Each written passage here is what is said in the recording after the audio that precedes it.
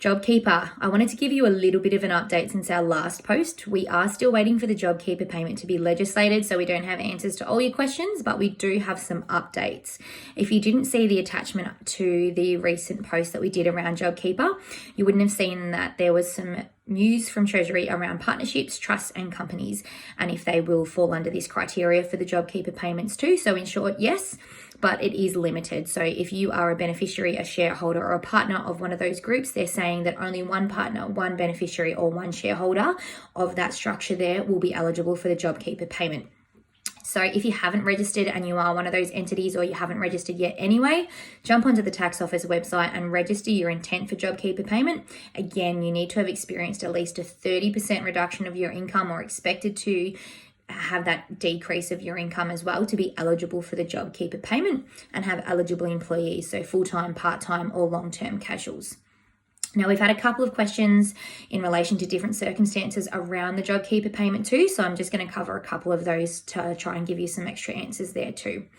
So firstly, the JobKeeper payment is going to start from the 1st of May and it's going to be backdated and paid in arrears from the 30th of March. In order to actually receive the JobKeeper payment for your staff members though, you do actually have to pay their wages. So you have to start, or if you have stopped, paying their wages to then get the JobKeeper payment paid back to you. So if you are one of those businesses that unfortunately has had to shut their doors or is no longer receiving income and can't afford to pay that right now, have a chat with us or have a chat with the bank so we can put some other methods in place so that you can pay the employees in the interim over the next month in order to be able to receive the back payment of the JobKeeper as well. So we've also had some questions in relation to businesses that have recently brought a pre-existing business before the 1st of March, and they've also got some of those what they believe of eligible employees. Will they be eligible for this payment too because they've only been operating for a short time? So far what they're saying is yes, you will be eligible for the JobKeeper payments for your staff members if they are eligible employees as well. So again, register your intent if this is yourself in this circumstance. We've had some questions in relation to superannuation, stand downs and employees that are earning over the JobKeeper amounts as well. So the JobKeeper payment is $1,500 per fortnight gross. So there will be withholding required with that for the wages tax there too for the staff members. So let's just say you've got an employee that's earning $400 per fortnight. For an eligible employee, you will get $1,500 per fortnight. As a business owner, you don't actually get to keep any of that. You have to pass that to the employee despite their earnings. So if they are only receiving $400 per fortnight, then you will receive that and then pass that to your employee. In that exact circumstance, because you're topping up the wage, you don't have to actually top up their super if you don't want to. However, if you have an employee that's currently earning, say, $2,000 gross per fortnight, then what the JobKeeper payment is going to do is it's going to subsidise some of that cost, but you'll continue paying your employee as usual. So you continue paying their $2,000 gross, you pay their super and work cover, etc.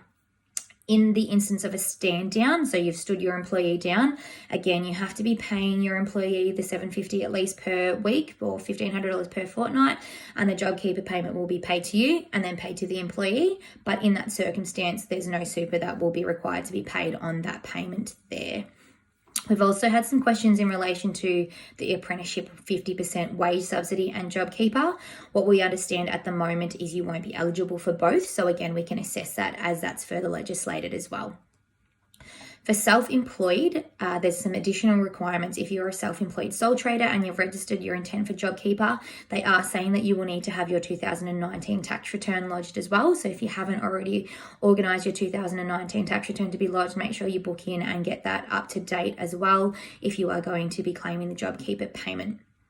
Now, in relation to the turnover reduction, we understand so far that it's going to be self-assessment. So you can say, okay, yes, I've experienced this 30% reduction or expected to, but the tax office are going to be heavily data matching this against your BAS. So if you haven't actually experienced that 30% reduction, you will be in a little bit of strife there.